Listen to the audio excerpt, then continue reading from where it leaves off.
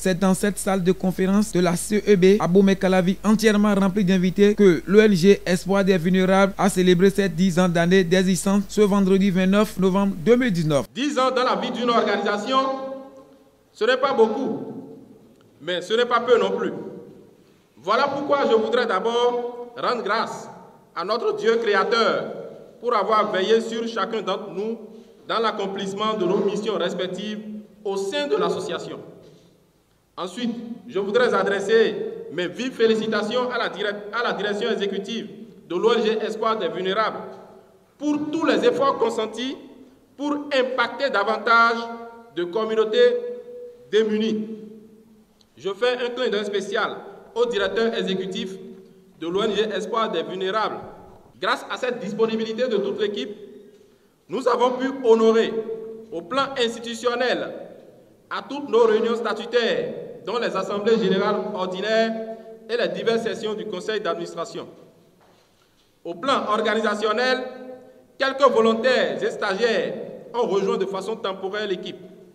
L'organisation a aussi acquis quelques équipements informatiques et sa bibliothèque s'est également enrichie de plusieurs nouveaux ouvrages. Au plan opérationnel, nos différentes actions ont permis de toucher plus de 27 608 bénéficiaires, dont 17 509 femmes, soit 63%, et 10 099 hommes, soit 37%.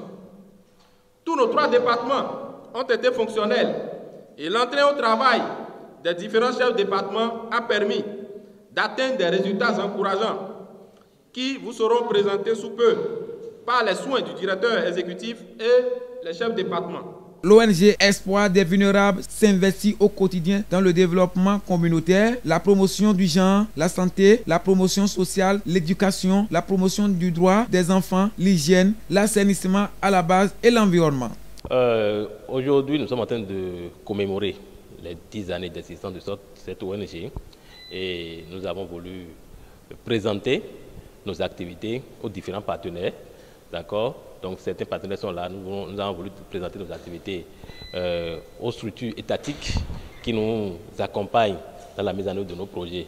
Et c'est pour cette raison que nous avons organisé cette cérémonie pour partager avec eux tout ce que nous avons fait depuis une dizaine d'années. Durant ces 10 ans, plusieurs actions sont menées dans tous les domaines sur tout le territoire national du Bénin. De l'année 2009 à l'année 2019, le pas est franchi. Et comme c'est généralement le cas, 2020 s'ouvre à nous avec son lot de promesses, mais également de défis. Des défis que nous ne pourrions relever, certainement sans l'appui de nos différents partenaires, ceux que nous avons cités précédemment et tous les autres que nous espérons au cours de l'année 2020. Pour les années 2020, l'ONG Espoir des Vulnérables ne compte pas s'arrêter à si bon chemin. Elle élargira ses racines dans d'autres communes du Bénin. En 2020, nous avons déjà en perspective certains projets, d'accord, qui sont au niveau des partenaires dont les négociations continuent, bien sûr, puisque nous voulons plus, comme je l'ai dit tout à l'heure, impacter plus de populations. C'est pour ça que quand nous avons commencé nos activités dans la commune de l'Atlantique, nous l'avons étendu vers d'autres départements. Et pour 2020, nous envisageons maintenant atteindre le département du Koufo, plus précisément la commune d'Aplakoui, où nous voulons travailler à l'amélioration de la santé communautaire des populations et à lutter contre le VIH-Sida. Des actions nobles apolitiques pour l'épanouissement et le développement des couches vulnérables du Bénin. Pour y arriver, le soutien des élus et des autorités est vivement souhaité. C'est d'abord à la conception du projet, puisque d'abord il faut identifier le projet. D'accord? Il faut identifier le projet en utilisant une approche participative, en impliquant les leaders ou en intégrant les communautés, les dirigeants de ces différentes zones d'intervention. Et comme vous le savez, certains dirigeants ne sont pas toujours soucieux du développement de leur localité.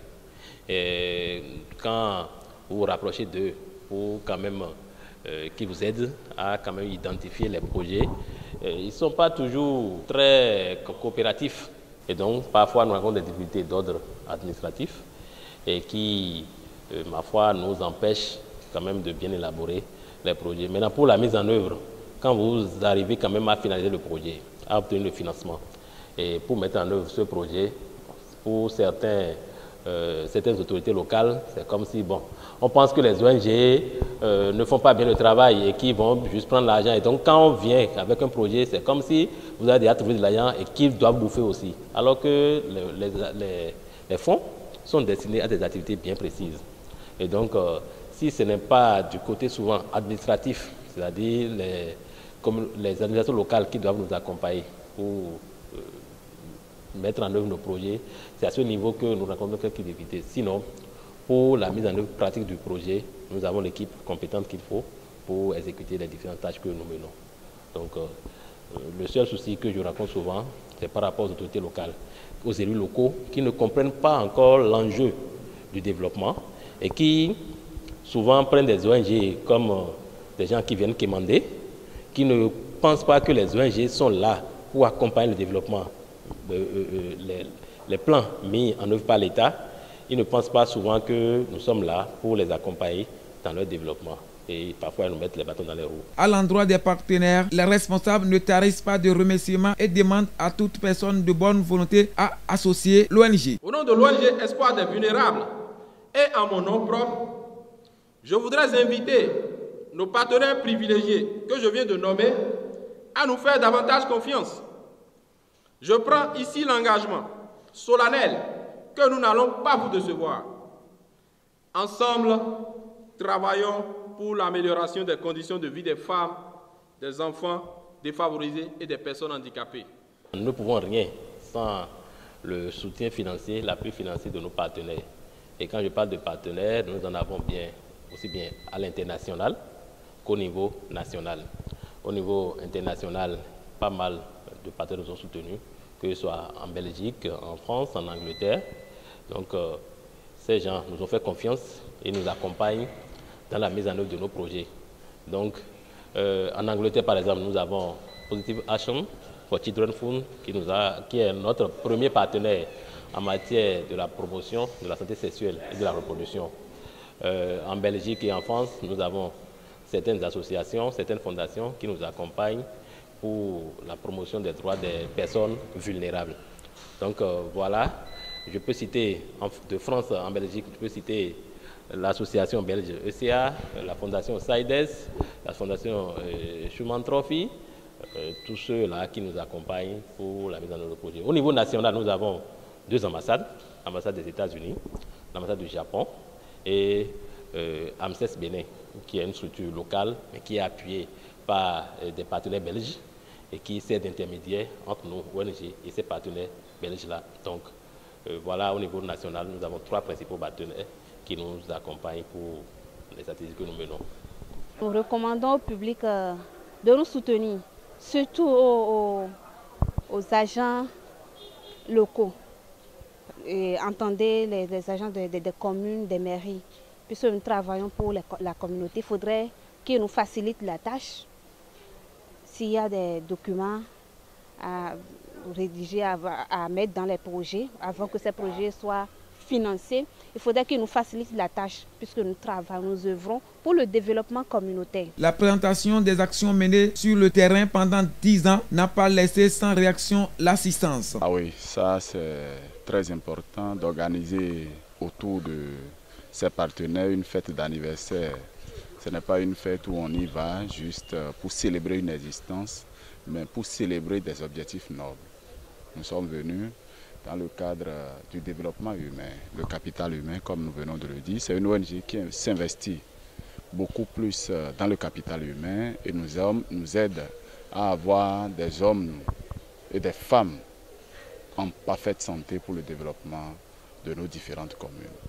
Donc, c'est une occasion à fêter, à les féliciter et à les encourager à mieux le faire parce que les indicateurs d'appréciation dans ce domaine ou dans ce secteur d'activité sont difficiles. Ce n'est pas des indicateurs directement perceptibles comme on dirait le nombre de bâtiments construits, le nombre d'infrastructures routières réalisées, le nombre d'adductions d'eau villageoise réalisées, mais c'est des indicateurs que l'on ne touche pas directement.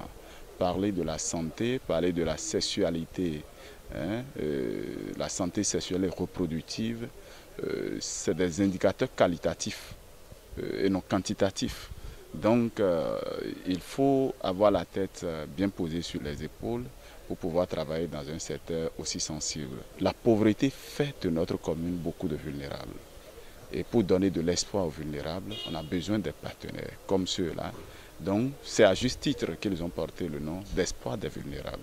C'est des vulnérables qui sont chez nous et ils nous aident à leur donner de l'espoir. Nous sommes venus juste rehausser les manifestations du 10e anniversaire de l'ONG. Ils viennent de célébrer leurs 10 ans d'existence. 10 ans, c'est pas peu.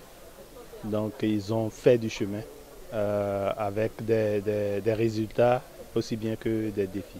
C'est juste d'exhorter tous les partenaires qui sont présents de continuer à soutenir l'ONG dans sa mission et dans sa vision de travailler à donner d'espoir aux vulnérables.